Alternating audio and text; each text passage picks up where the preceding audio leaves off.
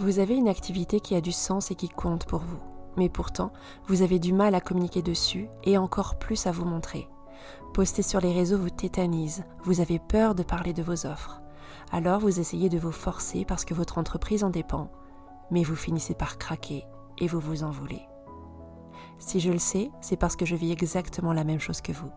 Je m'appelle Mylène, je suis coach en communication et j'accompagne des femmes entrepreneurs à incarner leur message avec authenticité. Et pourtant, j'ai moi-même une peur viscérale de sortir de l'ombre, ce qui m'a même coûté ma première entreprise. Alors j'ai décidé de transformer ce blocage en exploration. Ce podcast, c'est un peu mon journal de bord, un chemin pour oser incarner mon message, documenter et partager avec vous en temps réel.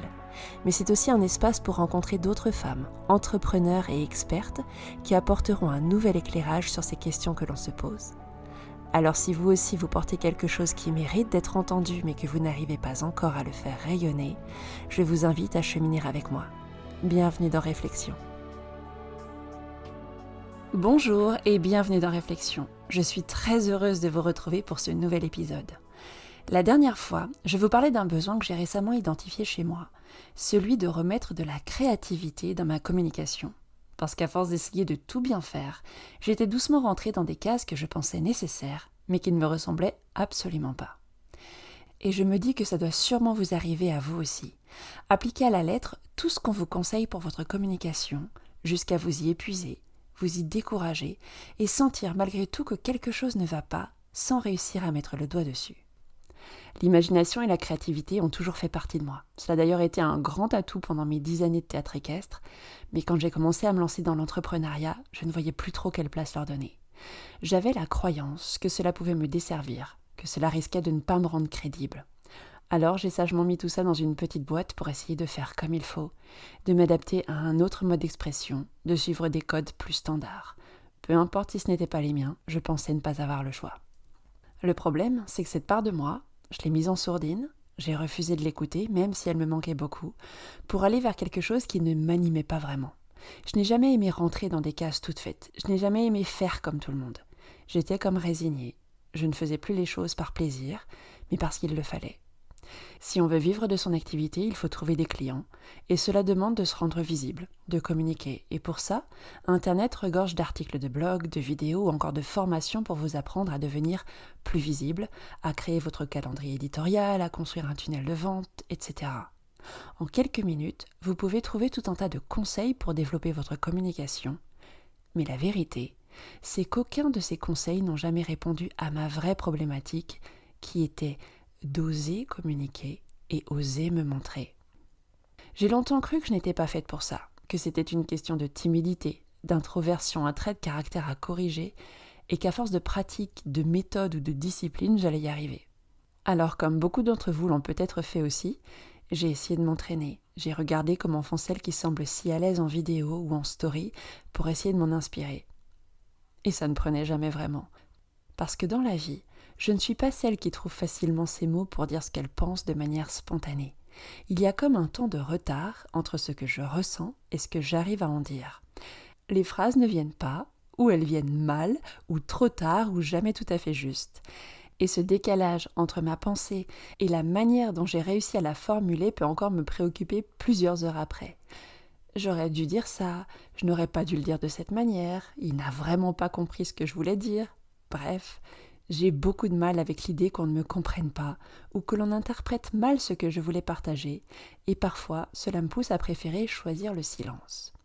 Pas parce que je n'ai rien à dire, mais parce qu'entre le moment où l'idée germe dans mon esprit et le moment où je réussis à la verbaliser, mon cerveau, lui, aura fait 5 fois le tour de la Terre, avec une escale en Écosse, une apparition dans un film et un saut en parachute. Il se passe tellement de choses en si peu de temps dans ma tête que généralement ma bouche n'arrive pas à suivre. Et le résultat, c'est que rien ne sort, sinon quelques bribes qui ne sont absolument pas représentatives de la réflexion que je viens d'avoir. C'est un peu le silence qui cache la tempête. Mais donnez-moi du temps, un carnet, un stylo, des crayons, une matière à travailler, un univers à construire, une réflexion à développer, et là, tout devient simple. Comme si soudain, je pouvais enfin parler une langue que je maîtrise depuis toujours. Alors peut-être que ce n'est finalement pas un problème de confiance, de compétence ou de courage. peut-être que la question à se poser est différente. Et si nous ne communiquions tout simplement pas toutes de la même manière? Je vais prendre pour exemple ce podcast. Beaucoup d'émissions comme celle-ci existent, et pourtant nous avons toutes une manière différente de procéder. Certaines enregistrent directement, d'autres préfèrent avoir une trame sous les yeux, d'autres encore ont besoin de travailler sur un script plus abouti. Pour ma part, je fais partie de cette dernière catégorie. Au début, je culpabilisais un peu, je me disais que je perdais du temps, de la spontanéité. Mais en fait, j'ai réalisé que ça m'apportait 3 choses importantes. D'abord, la sécurité. Je sais que je ne vais pas me retrouver pétrifiée devant mon micro, et ça c'est rassurant, et ça m'aide à avoir une voix plus posée. Ensuite, ça m'évite de faire des répétitions ou d'avoir des longueurs en revenant sans cesse sur un sujet déjà abordé, et ça me permet d'avoir de la clarté et un fil conducteur plus fluide pour vous qui m'écoutez. Et la troisième chose, c'est que l'écriture m'aide à poser ma réflexion et à la développer beaucoup plus profondément. Écrire un épisode comme celui-ci, c'est pouvoir chercher un mot, le remplacer, revenir en arrière, laisser une idée décanter avant de la reprendre. C'est construire du sens en ajustant ma parole à ma pensée jusqu'à ce qu'elle ne fasse qu'une. Alors j'ai cherché à comprendre comment faisaient toutes ces personnes qui communiquaient de façon si simple et spontanée. J'ai observé leur manière de s'exprimer, d'entrer en lien, et j'ai constaté qu'elles étaient totalement différentes de la mienne. Quand on y regarde de plus près, certaines personnes ont besoin de communiquer, d'échanger, de trouver quelqu'un à qui parler, peu importe s'il s'agit d'un inconnu croisé dans un supermarché. D'autres, au contraire, auront besoin d'être en sécurité pour le faire, avec un proche ou un membre de leur famille. D'autres encore n'arriveront pas à le verbaliser et auront besoin d'un médium pour y parvenir, comme l'écriture, l'art ou encore la danse. Nous portons tout en nous le besoin de nous exprimer, mais chacune a sa manière de le partager. Et je me suis fait alors cette réflexion concernant nos entreprises. Pourquoi essayons-nous toutes de communiquer de la même façon alors que dans la vie, nous n'avons pas les mêmes moyens d'expression?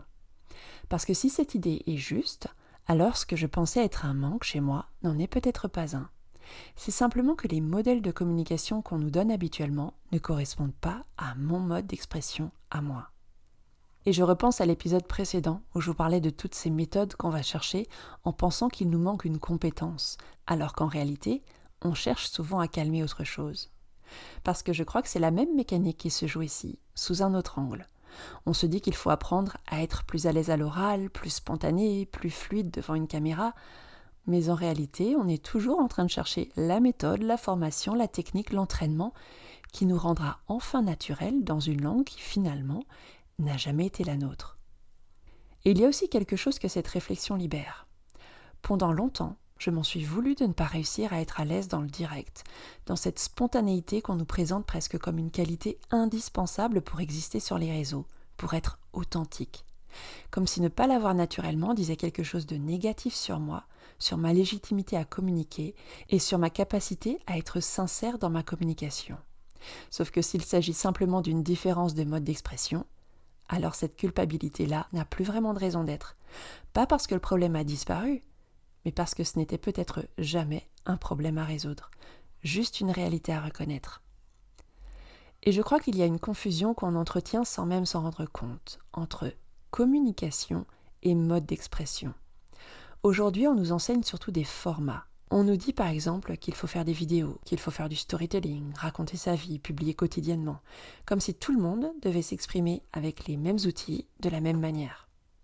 Je vais prendre un exemple concret. Il existe aujourd'hui une tendance qu'on appelle le yapping. Le yapping, c'est des vidéos où l'on parle face caméra, comme si on était en appel visio avec un ami, pour lui raconter ce qui vient de nous arriver, lui parler de notre vie ou de nos opinions. Je trouve que cet exemple est très parlant, parce que si ce n'est pas quelque chose que vous faites naturellement avec vos proches dans la vie de tous les jours, c'est complètement normal que vous soyez mal à l'aise si on vous demande de le faire pour votre activité professionnelle, peu importe si ce format performe mieux qu'un autre. Et pour moi, on est dans un cas de figure assez paradoxal, un format censé nous rendre encore plus authentiques, qui nous pousse en réalité à jouer un rôle contraire à qui nous sommes réellement. Et ce que je trouve d'autant plus difficile à accepter, c'est que si certaines s'y retrouvent très bien, pour d'autres c'est beaucoup plus compliqué et ça leur demandera de se faire une violence parfois extrême pour y arriver. Parce que si parmi elles, certaines réussiront tant bien que mal à publier une vidéo qui ne leur ressemblera pas, d'autres abandonneront en cours de route en se sentant encore plus mal qu'avant. et dans les deux cas, le résultat sera contre-productif. Et contrairement à ce que l'on pense, cela n'a absolument rien à voir avec le fait de savoir communiquer ou non.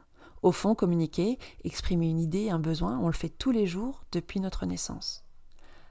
Alors la vraie question à se poser ne serait-elle pas plutôt celle-ci ? Arrive-t-on à communiquer sur notre activité depuis qui l'on est réellement ? Parce que si c'est un domaine dans lequel de nombreux entrepreneurs sont mal à l'aise, la communication reste indispensable pour nos entreprises, peu importe le canal. Et parfois, selon nos activités, nous n'avons pas toujours le choix. Si nos clients se trouvent sur les réseaux sociaux, il est pertinent d'y être nous aussi et de développer des stratégies de communication adaptées à ces espaces. Mais alors que fait-on quand ces plateformes privilégient certains formats, comme la vidéo, qui ne nous ressemblent pas du tout ? Je crois qu'il y a une différence entre subir un format en se forçant à en faire un copier-coller de tout ce qu'on voit et l'aborder en cherchant à l'adapter à notre propre mode d'expression. Et ça change tout de le voir comme ça. Si vous avez du mal avec un format, ce n'est pas la preuve que vous n'êtes pas faite pour communiquer ou que vous devez le laisser tomber. Ce n'est pas non plus que vous devriez travailler plus dur encore pour réussir à ressembler à celle pour qui ça semble si simple. C'est juste que ce format-là a été construit autour d'un standard et que ce standard ne correspond pas forcément à votre mode d'expression à vous. Ce n'est pas un manque chez vous, c'est une information. Et une information, ça ne se combat pas, ça se prend en compte et parfois ça s'apprivoise. Alors peut-être que pour certaines d'entre vous, oser la vidéo, ça passera par l'écrire avant de la filmer, comme un texte qu'on façonne plutôt qu'une parole qu'on improvise. Peut-être que ça passera par choisir un lieu, une lumière, un objet, une atmosphère, quelque chose qui vous ancre et qui vous rappelle que c'est avant tout un espace qui vous appartient. Peut-être que cela passera par une émotion que vous souhaitez transmettre, ou simplement par le fait de poser votre voix sur des images sans vous montrer directement. À partir de là, peu importe le format, nous pouvons toutes faire des vidéos, simplement pas forcément de la même manière. Je ne sais pas ce qu'il en sera pour vous, mais je crois profondément que ce chemin existe, pour chacune, même s'il prend une forme différente d'une personne à l'autre. Un format qui ne vous vient pas naturellement ne vous restera pas forcément éternellement étranger. Simplement, votre chemin pour vous l'approprier ne ressemblera pas à celui de quelqu'un pour qui ce mode d'expression est déjà naturel. Ce n'est pas grave, et je dirais peut-être même tant mieux. Ce que cela change dans notre communication, c'est qu'on ne va plus chercher à se forcer coûte que coûte, mais qu'on va revenir à cette question qui me semble essentielle à se poser. Quel est mon mode d'expression naturel, celui où je ne force rien, où les mots arrivent d'eux-mêmes, celui que je privilégie quand je souhaite partager quelque chose qui me tient à cœur ? Et comment est-ce que je peux m'en inspirer pour construire une communication professionnelle qui me ressemble, en adaptant ce dont j'ai besoin plutôt qu'en essayant sans cesse d'être qui je ne suis pas. Ça ne veut pas dire renoncer à progresser ou à sortir de sa zone de confort de temps en temps, simplement que ce soit un choix et que cela nous serve vraiment. On peut apprendre, on peut s'améliorer, on peut même finir par se sentir bien plus à l'aise qu'au départ dans certaines situations, mais en partant de soi et jamais en luttant contre notre nature profonde. En tout cas, c'est ma conviction, et c'est ainsi que j'ai envie d'avancer. Alors, je n'ai pas toutes les réponses, je n'ai même pas encore tous les mots pour nommer ce que je ressens, mais j'avais envie de vous partager cette réflexion de plus en plus présente pour moi en ce moment, parce que je crois que les idées les plus intéressantes ne naissent pas forcément de certitude. Elles commencent parfois comme une question qui refuse de nous quitter. Comme à chaque fois, avant de refermer cet épisode, j'avais envie de vous partager quelques pistes de réflexion pour celles qui le souhaitent. Alors la première question est toute simple, je pense que vous l'avez peut-être déjà deviné. Quel est votre mode d'expression naturel à vous ? Celui dans lequel vous avez enfin l'impression d'être entendu sans jamais avoir à jouer un rôle qui n'est pas le vôtre. Celui que vous adoptez naturellement pour exprimer une pensée, une émotion, quelque chose qui vous tient profondément à cœur.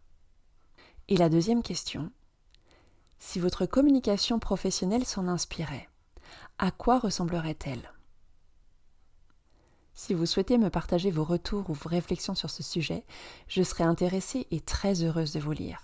Vous pouvez m'envoyer un message privé sur Instagram ou sur LinkedIn. Tous les liens vous attendent dans la description.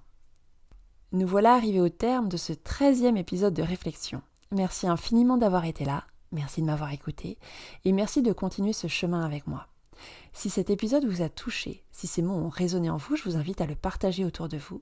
Et si ce podcast vous plaît, vous pouvez lui offrir 5 étoiles sur votre plateforme d'écoute préférée, c'est vraiment un très grand soutien. Quant à moi, je vous donne rendez-vous à la prochaine pleine lune pour un nouvel épisode. D'ici là, prenez soin de vous, soyez douce avec vous-même et rappelez-vous, ce ne sera jamais le format qui définira l'authenticité de votre message, mais la sincérité avec laquelle vous choisirez de porter votre voix. À très bientôt dans Réflexion.